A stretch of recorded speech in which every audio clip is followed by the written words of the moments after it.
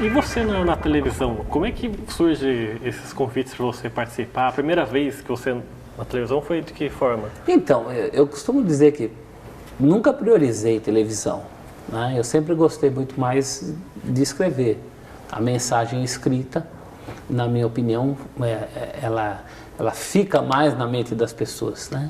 Muitas vezes as pessoas me falam, te vi na TV. Eu falo, gostou? A pessoa fala, nem sei o que você estava falando, porque a imagem acaba se sobrepondo.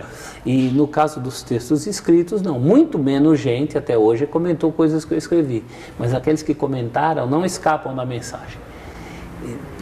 Tem que ter uma opinião sobre aquilo, né? Ninguém passa incólume por uma leitura. Então eu sempre valorizei muito isso.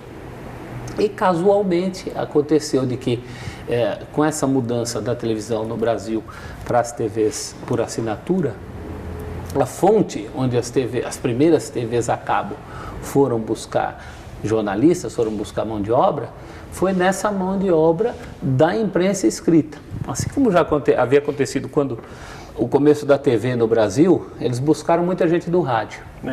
No começo da TV a cabo, buscou-se muita gente do impresso. E uma dessas pessoas era o meu amigo PVC, o já citado Paulo Vinícius Coelho, tinha trabalhado comigo na Placar, é meu amigo particular, meu padrinho de casamento. E ele, entre uma leva de outros que vieram da imprensa escrita para a televisão, mais especificamente no caso da ESPN Brasil, que é onde eu atuo até hoje, né? O próprio PVC, Mauro César Pereira, o Trajano, o José Trajano, que era o chefe do departamento, quer dizer, tudo gente da imprensa escrita.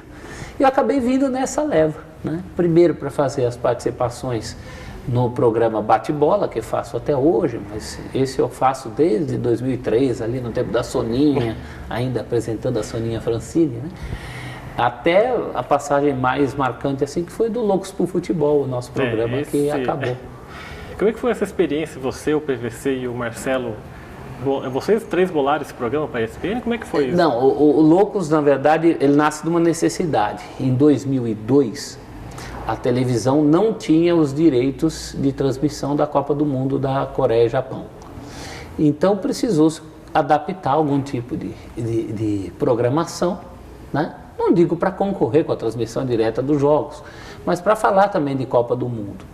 E surgiu a ideia de um programa do qual eu ainda não participava em 2002, que era o Loucos por Futebol. Já estavam o Marcelo, já estavam o PVC, a ideia do José Trajano, na época, para se falar dessa loucura. O programa começa como Loucos por Copa.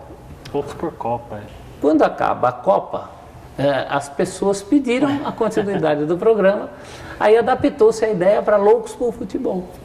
E eu só entro em 2005.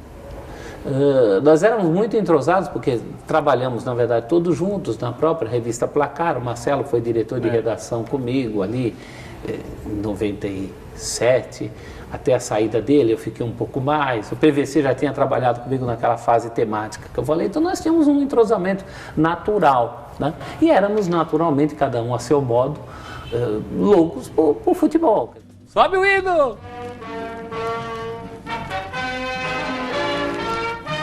Descendo a serra, jogando uma bola, com alma e paixão. Três cores na faixa, alegria do povo, é o seu campeão. Em casa ou distante, o ator é o mesmo, no campo de ação.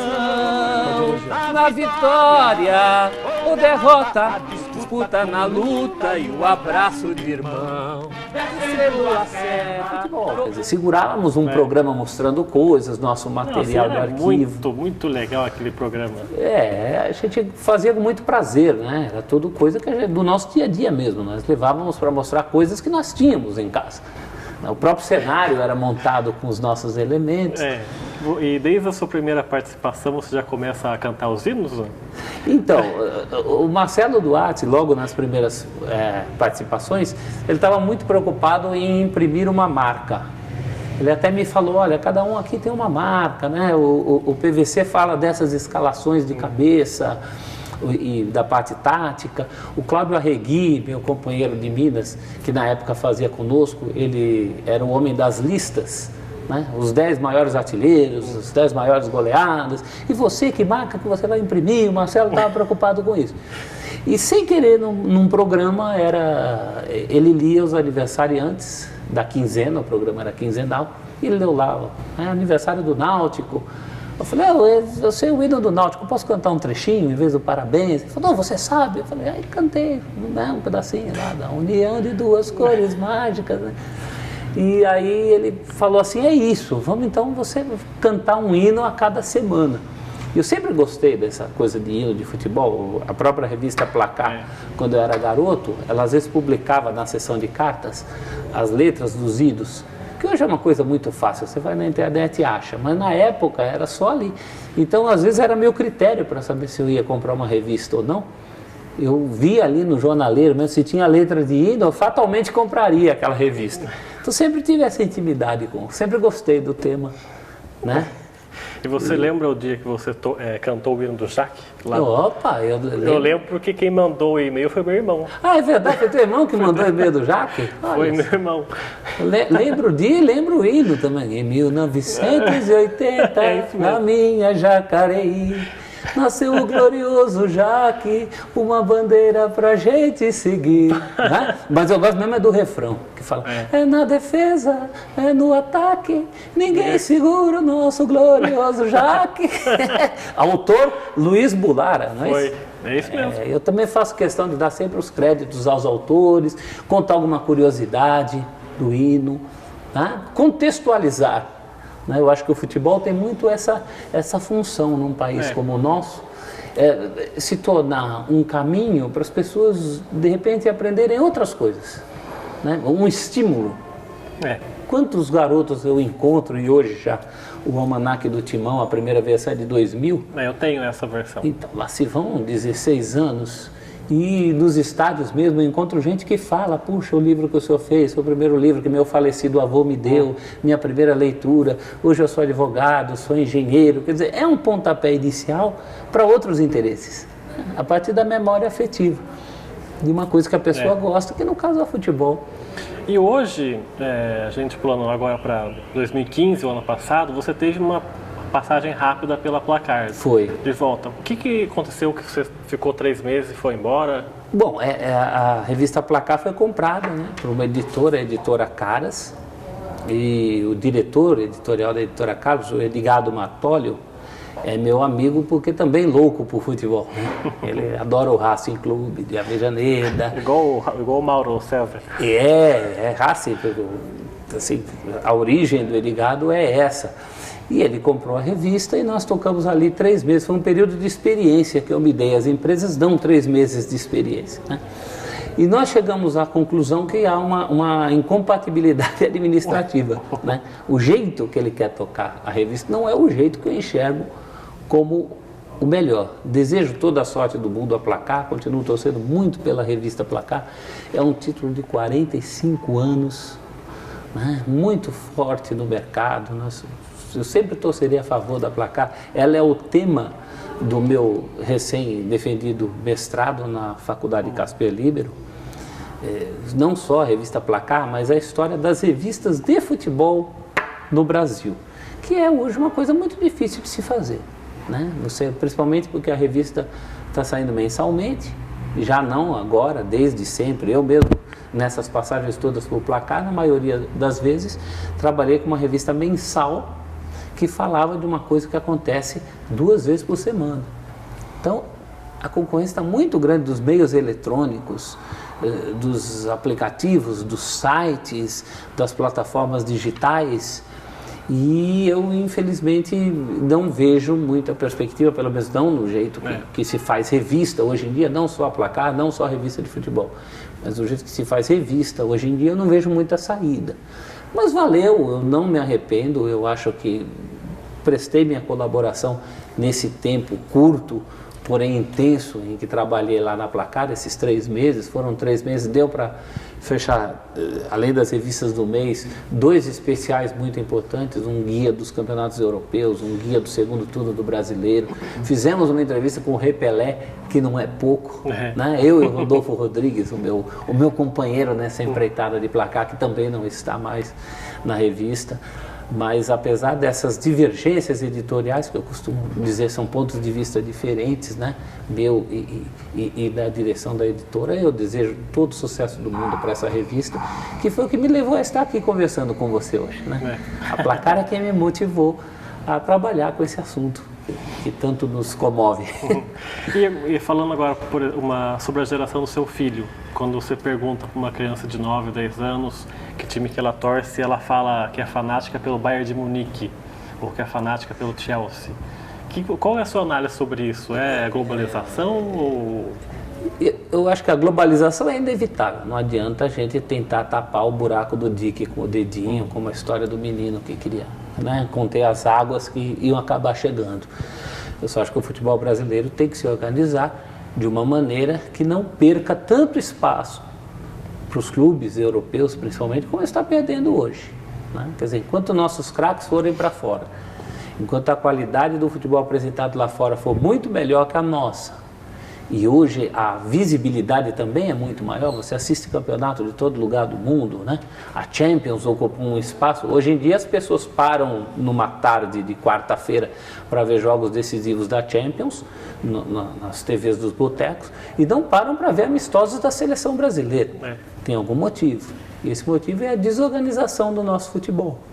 Eu acho que numa escala menor acontece com os clubes brasileiros o que até os anos 50, 60 acontecia com os clubes de estados de outras regiões do país em relação aos clubes do Rio, né? Então o torcedor lá do Maranhão torcia para o Motoclube, mas principalmente para o Flamengo. Ou do sul do país também, o torcedor do Figueirense torcia para o Figueirense, mas principalmente para o Vasco.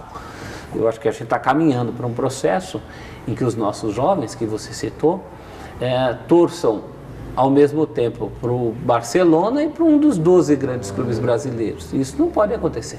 Essa concorrência não deveria acontecer, né? Nós somos um país de pé de obra qualificadíssima, né? Historicamente sempre tivemos os maiores craques do mundo. Quer dizer, de futebol aqui a gente entende, pelo menos do jogar futebol, ou entendia. Só não sabemos gerenciar. Não sabemos valorizar a marca dos nossos clubes, dos nossos campeonatos. Talvez seja a raspa do tacho. O fim de um processo que já vem de muito longe, né? Flávio Costa, técnico da seleção de 50, já dizia que o Brasil evoluiu das 4 linhas do campo para dentro, das 4 linhas para fora, não evoluiu. Então, penso que o que a gente esteja assistindo seja a ponta final de um processo. O pessoal fala muito do 7-1, o 7-1 é só a ponta do iceberg. Os problemas são muito mais embaixo, são estruturais. E eu acho que tomara que ainda seja tempo do futebol brasileiro acordar para isso, para sua estruturação, né? Porque até essa paixão pode ser perdida. Você falou do 7-1, já entrevistei outras pessoas que perguntei para elas do 7-1. Queria saber, lógico que ninguém, eu vou apostar 7-1 para a Alemanha, ninguém ia fazer isso. Mas como é que foi aquela sensação no dia do jogo? Porque eu acho que bate um certo choque, né? É curioso, né? Eu falei para minha filha menor, a Beatriz, na hora que o jogo ia começar, eu falei assim, tive um pressentimento, falei, filha, estava chegando a pipoca da cozinha, né? Falei, filha, o pai está com um pressentimento que nós vamos tomar 2 gols de cara e essa pipoca não vai ter mais gosto, não vai ter mais graça. Eu só não sabia que seriam 5 no primeiro tempo e 7 no final, né? Do ponto de vista do jogo, é uma coisa que acontece uma vez em cada 100 anos, ainda mais numa Copa do Mundo, a gente sabe de toda essa situação. A torcida vai, bota pressão para cima da Alemanha. Lá vem cruzamento!